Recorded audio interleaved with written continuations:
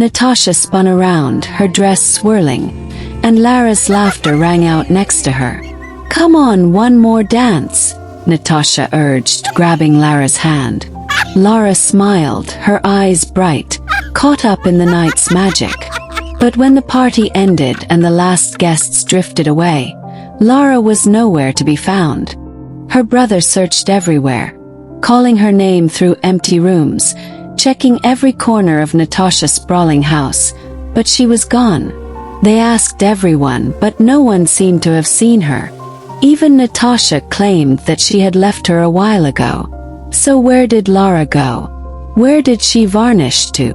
Like death itself, Natasha had arrived in a sleek black car. She stepped onto campus, but something was off about. She was barefoot. Her hair was a dark river flowing down her back, long and thick, impossible to ignore. Her body, flawless and curvy, moved with a calm that silenced the murmurs immediately.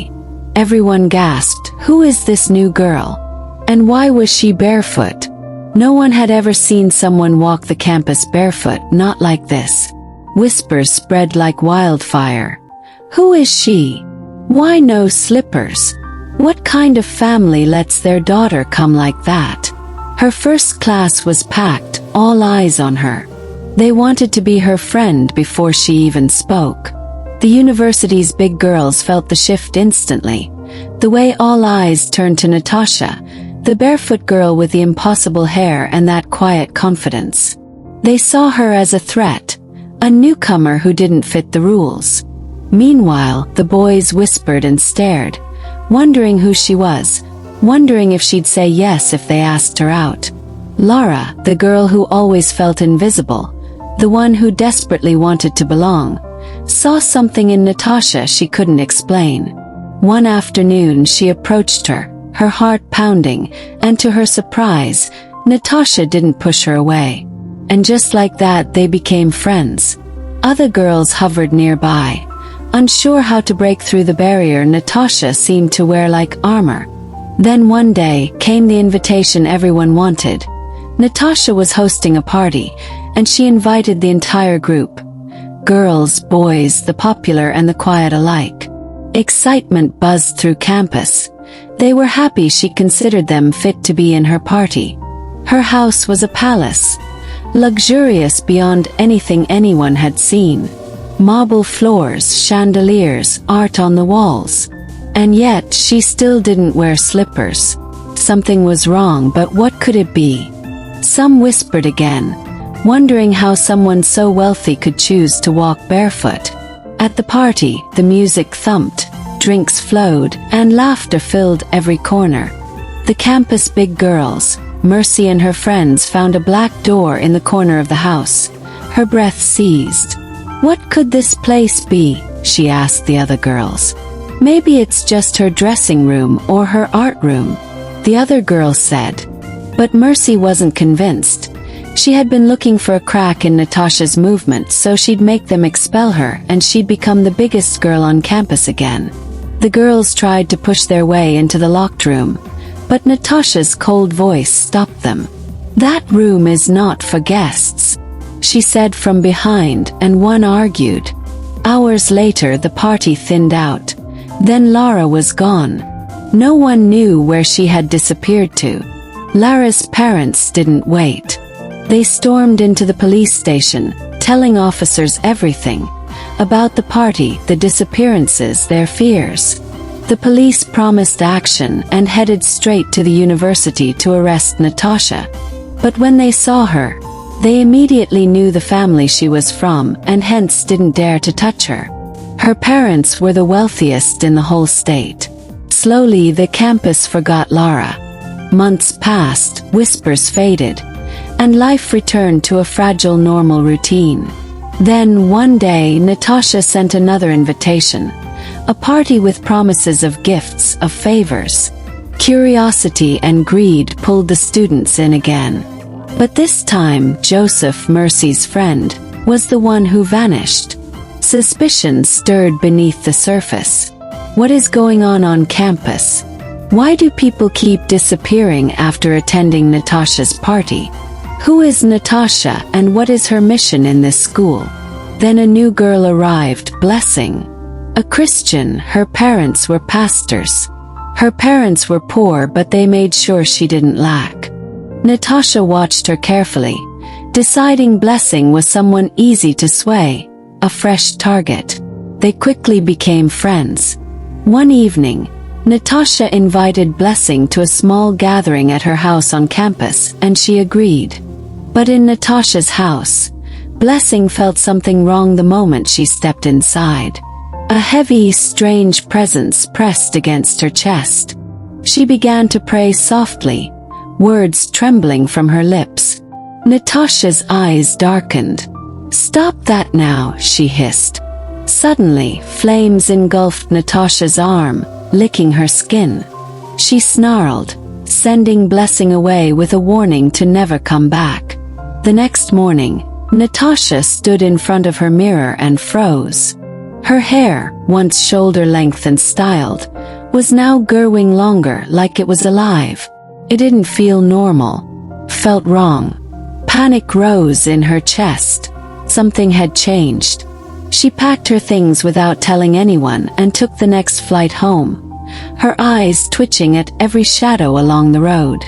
When she arrived, her mother was already waiting outside, eyes wide and unreadable. They didn't ask questions. They already knew. Inside the dim living room, her father sat still like stone. "The gods are angry," he said quietly, not looking at her. "You've brought an evil spirit into your house. What must be done?" Natasha asked, her voice barely audible. Her mother's eyes filled with a strange mix of fear and urgency. "You must offer the girl as a sacrifice to the gods." Natasha shook her head, backing away. "But how can I do that? Blessing is too strong for me." "If you don't," her father said calmly, "your hair will keep growing and strangle you. It will choke you. Your beauty will rot. Our wealth will vanish. And you will die." Everywhere was silent. Cold and thick silence. She couldn't speak. She couldn't breathe, but more so, she couldn't risk anyone knowing. By the next morning, Natasha was back on campus. Her mind fractured but focused. One mission. She covered her hair with a scarf to avoid suspicions. She waited outside the chapel and caught Blessing as she stepped out. "Hey Blessing," she said, walking to her. "I've been looking for you. I'm sorry for what happened that day. I wasn't myself." Blessing looked at her for a long time, her eyes gentle but wary. "You scared me, Natasha, but I forgive you." Natasha's chest loosened slightly. "I want to make it up to you," she added. "Let me take you shopping. Anything you want." Blessing hesitated, then nodded. That afternoon, Natasha took her to the city. She paid in full for vibrant gowns, shoes, sleek designer bags, jewelry that shimmered under the lights. Blessing smiled, touched by the gesture, completely unaware of the trap quietly unfolding. A week later, Natasha brought it up casually, almost too casually. "My parents want to meet you," she said as they sat under a shade tree near the library. "They were so moved when I told them how good you've been to me. They just want to thank you." Blessing smiled, touched. She didn't have much, and people rarely gave her this kind of attention. "I'd love to meet them," she said simply. So they flew to Natasha's house together. The trip was long, but Natasha kept the conversation light. Stories, jokes, memories that seemed almost real. Almost. When they arrived, the house looked more like a palace than a home. White marble floors, golden staircases, paintings that watched. Natasha's parents welcomed Blessing with warm smiles, wrapping her in expensive silk and kindness. But something felt off. Their eyes didn't match their words. That evening, Natasha brought her a drink. Cold, sweet, in a carved wooden cup. "Just something light. From my mum. It helps with the night air." Blessing hesitated. But she didn't want to be rude. She took one sip. Then the room tilted. Her legs felt numb. Her heart raced. "Natasha," she whispered, her voice cracking. "What's in the drink?" she was saying when they carried her, gently but firmly, into another part of the house, down a spiral staircase, into a stone room filled with bones and old chants humming in the walls. She was placed on a cold slab. Candles flickered. A mirror, black as night, shimmered in the corner. And her name was already written on the floor in something thick and dark. Then they began. But Blessing, though dizzy and weak, forced a word through her lips. "Jesus," she said, and the air shifted. The mirror cracked. The ground rumbled beneath them. She said it again, louder. "Jesus." A blinding light burst through the walls, scattering candles and sending Natasha's father flying backward.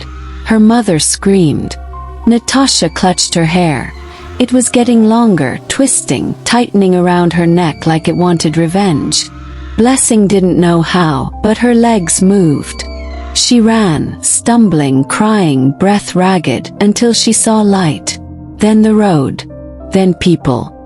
She reached the police station barefoot, bleeding, clutching the silk scarf that had fallen from Natasha's mother's shoulder. It was stained with the same dark symbols on the ritual floor. She told them everything, and this time they listened. The scarf was enough. The bruises were enough. The names of the missing girls written on the back of the mirror. Blessing had seen them. The police moved quickly. By midnight, Natasha and her parents were in handcuffs. Everyone knew the truth that Natasha was responsible for the missing persons in the campus. The lodge was sealed off. The rituals ended. The semester finally ended too. And for the first time in months, the air on campus felt breathable. But deep inside the sealed ritual room, the cracked mirror still pulsed faintly. Like something wasn't finished.